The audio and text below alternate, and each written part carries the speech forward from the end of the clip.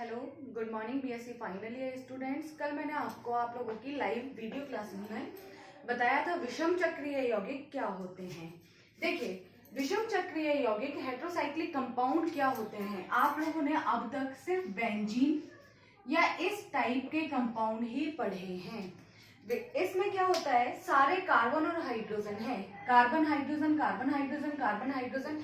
इसमें सारे के सारे परमाणु जो भी है वो कार्बन और हाइड्रोजन परमाणु ही हैं। जबकि विषम चक्रीय यौगिक क्या होते हैं कि जब किसी भी यौगिक में एक अलग से कोई परमाणु आकर जुड़ जाए, जैसे किसी भी साइकिल में एक परमाणु या एक से अधिक परमाणु अलग हो तो उन्हें हम विषम चक्रीय यौगिक कहते हैं। यहाँ सारे हाइड्रोजन कार्बन है, यहाँ पे भी सारे हाइड्रोजन कार्बन है, लेकिन यहाँ ये एक अलग से परमाणु आकर जुड़ गया है, इसे हम विषम चक्रीय यौगिक कहते हैं। आप लोगों के लेवल तक विषम चक्रीय यौगिकों में सिर्फ 4 ही यौगिक हैं। पहला यौगिक है पिरोल, दूसरा है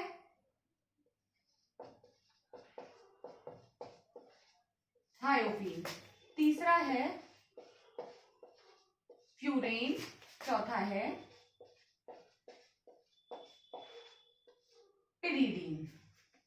पिरोल में हेटेरो एटम या मैं कहूं विषम परमाणु नाइट्रोजन होता है। पिरोल में विषम परमाणु क्या होता है, नाइट्रोजन होता है। जबकि थायोफीन में विषम परमाणु सल्फर होता है। फ्यूरेन में विषम परमाणु ऑक्सीजन होता है और पिरीडीन में विषम परमाणु नाइट्रोजन होता है। देखिए, यहां पर आप लोगों को लग रहा होगा कि यहाँ नाइट्रोजन के साथ में मैंने हाइड्रोजन जोड़ा है, जबकि यहाँ पर नाइट्रोजन के साथ में मैंने कुछ भी नहीं जोड़ा है। कारण यहाँ नाइट्रोजन की वैलेंसी 3 पहले से ही हो रही है, 1 2 3। यहाँ पर भी नाइट्रोजन की वैलेंसी 3 है, 1 2 3, इसलिए मैंने यहाँ नाइट्रोजन के साथ में हाइड्रोजन नहीं जोड़ा है। 11th-12th में आपने ये चीज देखी भी होगी, सुनी भी होगी, पिरीडीन। ये आप लोग अभी पहली बार देख रहे हैं। देखिए, विषम चक्रीय यौगिकों में भी आपके कोर्स में 2 टाइप के विषम चक्रीय यौगिक हैं, 5 सदस्यीय विषम चक्रीय यौगिक और 6 सदस्यीय विषम चक्रीय यौगिक। 6 सदस्यीय विषम चक्रीय यौगिकों में सिर्फ पिरीडीन है, 5 सदस्यीय विषम चक्रीय यौगिकों में पिरोल, थायोफीन और फ्यूरेन। 3 प्रकार के विषम चक्रीय यौगिक आप लोगों के कोर्स में दिए गए हैं। अब देखिए, इसमें आगे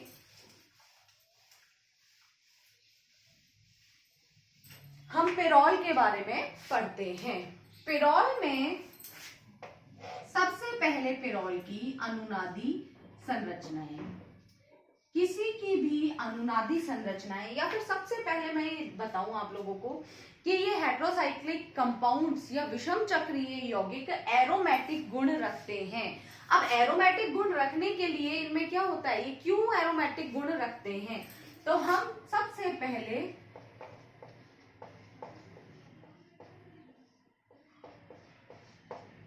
आप लोग पहली हेडिंग बनाएंगे विषम चक्रीय यौगिकों में एरोमेटिक गुण, एरोमेटिक प्रॉपर्टीज इन हेटेरोसाइक्लिक कंपाउंड्स। अब देखिए, इसमें एरोमेटिक गुण के लिए मैंने आप लोगों को कल आपकी क्लास में ये सारी चीजें बताई थी। देखिए, इसके एरोमेटिक गुण के लिए सबसे पहले आप ये देखेंगे कि यह चक्रीय होना चाहिए, यानी साइक्लिक होना चाहिए। ओपन चेन कंपाउंड कभी भी नहीं होना चाहिए। देखिए, जिस तरह से ये साइक्लिक है, साइक्लिक कंपाउंड होना चाहिए। इस टाइप का ओपन चेन कंपाउंड, खुली श्रृंखला वाला यौगिक नहीं होना चाहिए। देखिए, यहाँ पर यदि ये खुली श्रृंखला वाला यौगिक होगा तो ये इस टाइप का नहीं दिख रहा है, तो इसको हम कभी भी एरोमेटिक नहीं बोलेंगे। सबसे पहली चीज, आप किसी भी कंपाउंड की सिर्फ सूरत देखकर बता सकते हैं कि वो चक्रीय है या नहीं है। दिखाई दे रहा है ये चक्रीय है, ये दिख रहा है नहीं ये चक्रीय। यदि आपको चक्रीय दिखता है तो आप दूसरी शर्त पे जाएंगे, और यदि आपको चक्रीय नहीं दिखता है तो आप वहीं रुक जाएंगे कि एरोमेटिक नहीं है। हमें ये चक्रीय दिखाई दे रहा है, इसलिए हम आगे बढ़ेंगे कि आगे ये एरोमेटिक है या नहीं है। नेक्स्ट इसकी जो प्रॉपर्टी है वो है हक्कल नियम का पालन करना चाहिए। हक्कल नियम क्या होता है? 4n plus 2 pi electron rule. इसको हम 4n plus 2 pi electron rule भी कहते हैं। अब इसमें ब्रैकेट भी लगाया जाता है। अब वो ब्रैकेट बहुत सारे स्टूडेंट यहां लगा देते हैं, जो कि बिल्कुल गलत है। हमें ब्रैकेट यहां लगाना है। हमें पाई इलेक्ट्रॉन्स काउंट करने हैं कि टोटल कितने पाई इलेक्ट्रॉन हुए। ओके, अब देखिए यहां पर कि टोटल कितने पाई इलेक्ट्रॉन इसमें हुए हैं। देखिए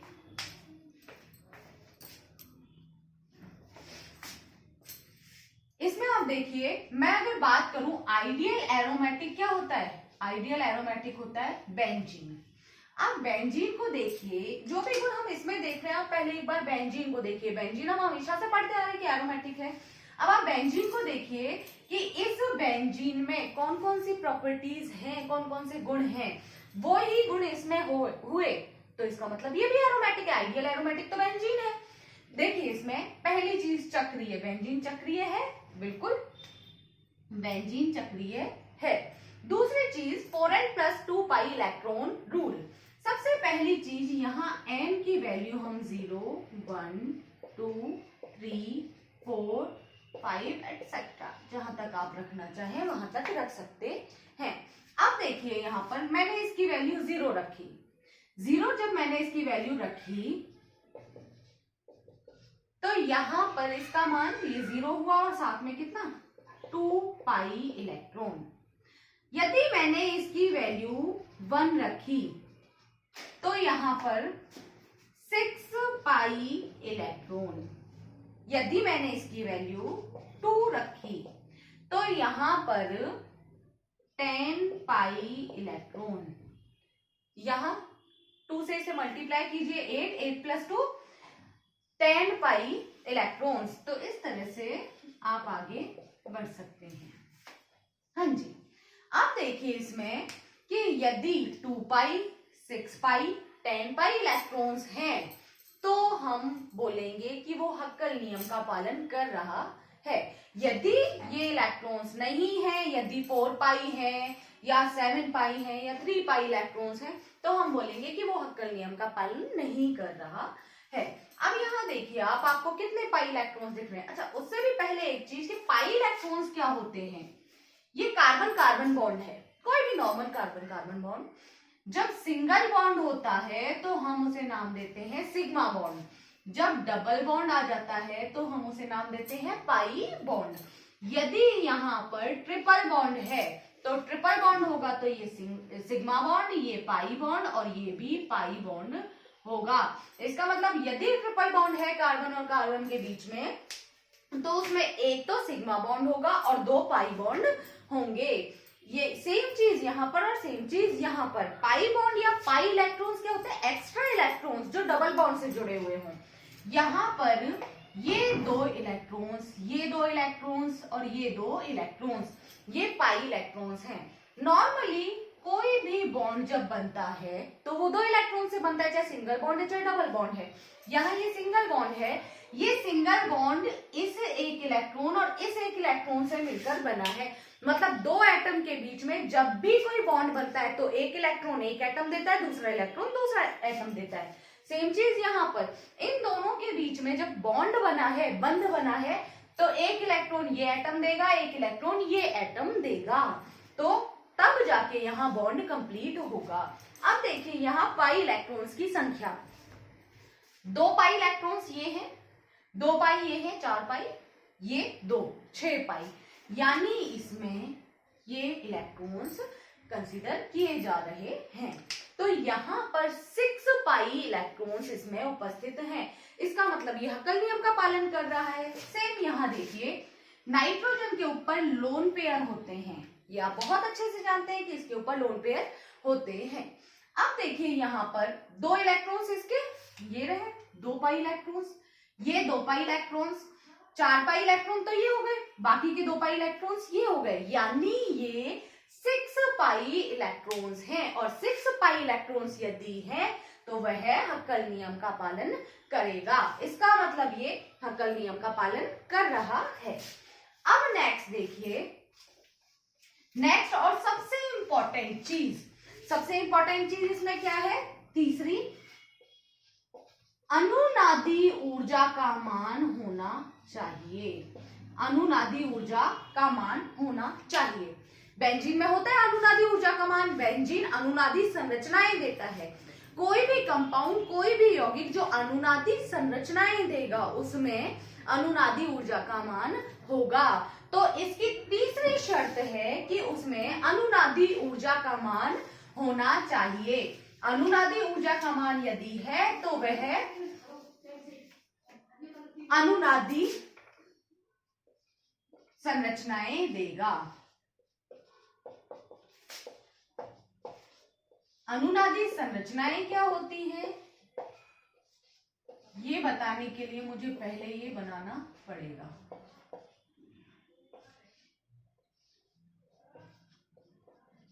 देखिए, पहले आप इस तरह से स्केलेटन बना लीजिए, उसके बाद में हम आगे बढ़ेंगे। यहां देखिए कि जब हम बेंजीन की अनुनादी संरचना बनाते हैं तो उसमें आप लोगों को थोड़ी सी प्रॉब्लम आती है कि हम कौन सा वाला डबल बॉन्ड घुमाएं, वो चीज हमें समझ में नहीं आती। यहां पर आप इसको थोड़ा सा देखिए 1 मिनट के लिए, ये खुद ये चीज कह रहा है कि मेरे अंदर जो एक्स्ट्रा चीज है आप उसको रोटेट कीजिए। यहाँ एक्स्ट्रा चीज क्या है, ये लोन पेयर है। हम इस लोन पेयर को आगे घुमाएंगे। जब हम इस लोन पेयर को आगे घुमाएंगे तो यहाँ डबल बॉन्ड आएगा। यदि यहाँ डबल बॉन्ड आ गया तो इस कार्बन से जो हाइड्रोजन जुड़ा हुआ है, एक हाइड्रोजन जुड़ा हुआ है, तो अब इस कार्बन की वैलेंसी चेक कीजिए, संयोजकता चेक कीजिए। 1 2 3 4, 4 तो ऑलरेडी हो रखी है, और अगर डबल बॉन्ड आ गया तो इसकी संयोजकता 5 हो जाएगी, जो कि पॉसिबल ही नहीं है। कार्बन की संयोजकता कभी भी 5 नहीं हो सकती किसी भी स्थिति में। तो इसलिए यदि ये डबल बॉन्ड यहां शिफ्ट होगा, यहां डबल बॉन्ड आएगा, तो अगला वाला डबल बॉन्ड ऊपर चला जाएगा। ये आप इसको ऐसे भी समझ सकते हैं कि लोन पेयर क्या है, एक्स्ट्रा इलेक्ट्रॉन्स है। जब ये एक्स्ट्रा इलेक्ट्रॉन्स यहां आएंगे तो ये अगले वाले एक्स्ट्रा इलेक्ट्रॉन्स को आगे की तरफ धक्का देंगे। जब ये अगले वाले इलेक्ट्रॉन्स या डबल बॉन्ड आगे की तरफ शिफ्ट होगा तो इस डबल बॉन्ड को यहां आने में कोई प्रॉब्लम नहीं होगी। तो ये डबल बॉन्ड यहां शिफ्ट हुआ और ये बॉन्ड यहां शिफ्ट हुआ नेगेटिव की फॉर्म में, नेगेटिव के रूप में। अब देखिए एक बात, मैं ये बोलूं कि यहाँ एक बॉन्ड है, यहाँ इस बॉन्ड को अगर मैं तोड़ना चाहूं, इस बॉन्ड में क्या है, एक इलेक्ट्रॉन इस कार्बन का है, एक इलेक्ट्रॉन इस कार्बन का है, तो दोनों के ऊपर आपको कोई चार्ज नहीं दिख रहा। मैं ये बोलूं अपना इलेक्ट्रॉन तो ले ही रखा है इसने, लेकिन यहां से ये इलेक्ट्रॉन भी ये ले ले तो इस पर नेगेटिव चार्ज आ जाएगा, और इसने अपना इलेक्ट्रॉन दिया है इसको तो इस पर पॉजिटिव चार्ज आ जाएगा। यहाँ पॉजिटिव चार्ज आएगा, यहाँ नेगेटिव चार्ज आएगा। तो ये क्या हुआ, ये बॉन्ड ब्रेक हुआ है, बॉन्ड टूटा है। सेम चीज यहाँ पर है कि यदि इसने अपने इलेक्ट्रॉन इसको दे दिए तो इसके पास में पॉजिटिव चार्ज आएगा, तो इस पर पॉजिटिव चार्ज। सेम चीज मैं आप लोगों को क्लास में भी कई बार बताती थी कि इसको आप ऐसे समझ सकते हैं, मान लीजिए मैं हूं, मेरे पास बहुत सारा पैसा है और एक कोई सामने कैंडिडेट है उसके पास नहीं है, तो मैंने उसको पैसा दे दिया। यदि मैं उस कैंडिडेट को पैसा दूंगी तो मैं बहुत पैसे वाली हूं, मैं बहुत धनी हूं, और सामने वाले कैंडिडेट ने मुझसे पैसा लिया है तो वह मेरा कर्जदार है, और कर्जदार को आप ऋणी भी बोलते हैं। ये क्या है, कर्जदार है। धनी मतलब धनायन, ऋणी मतलब ऋणायन। यदि मैंने किसी को पैसा दिया तो मैं धनायन और ये ऋणायन, मतलब यहाँ पॉजिटिव और यहाँ नेगेटिव। सेम चीज, पैसा मतलब इलेक्ट्रॉन्स, इसने इलेक्ट्रॉन्स दिए हैं तो यहाँ पॉजिटिव चार्ज आएगा। नेगेटिव क्यों नहीं आया, क्योंकि यहाँ डबल बॉन्ड आ गया। सेम यहाँ पर ये जब बॉन्ड यहाँ गया है तो यहाँ पर नेगेटिव चार्ज आएगा। क्यों? क्योंकि इसने इस कार्बन के इलेक्ट्रॉन्स खुद ने लिए हैं ना। जब इस कार्बन के इलेक्ट्रॉन्स इसने ले लिए हैं तो यहाँ पर नेगेटिव चार्ज आएगा। अब देखिए नेक्स्ट,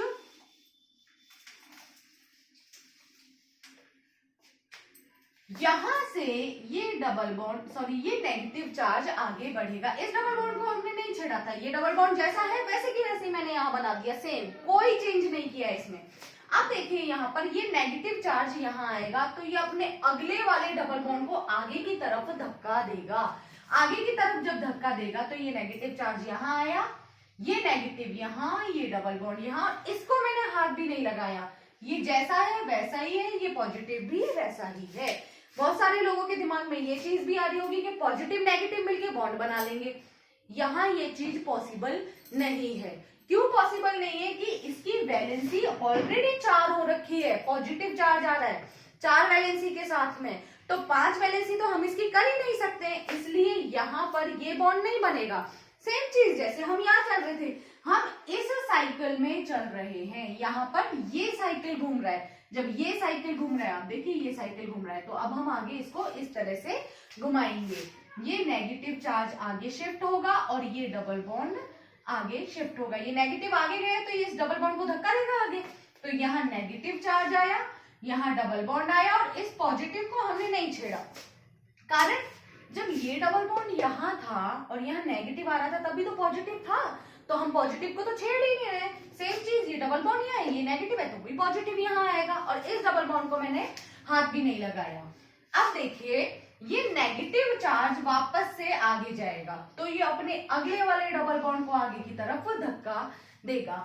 यदि इसको आगे की तरफ धक्का देगा तो यहाँ नेगेटिव चार्ज, यहाँ डबल बॉन्ड, और ये डबल बॉन्ड और इस पॉजिटिव को मैंने हाथ भी नहीं लगाया है। अब देखिए नेक्स्ट इसकी संरचना है।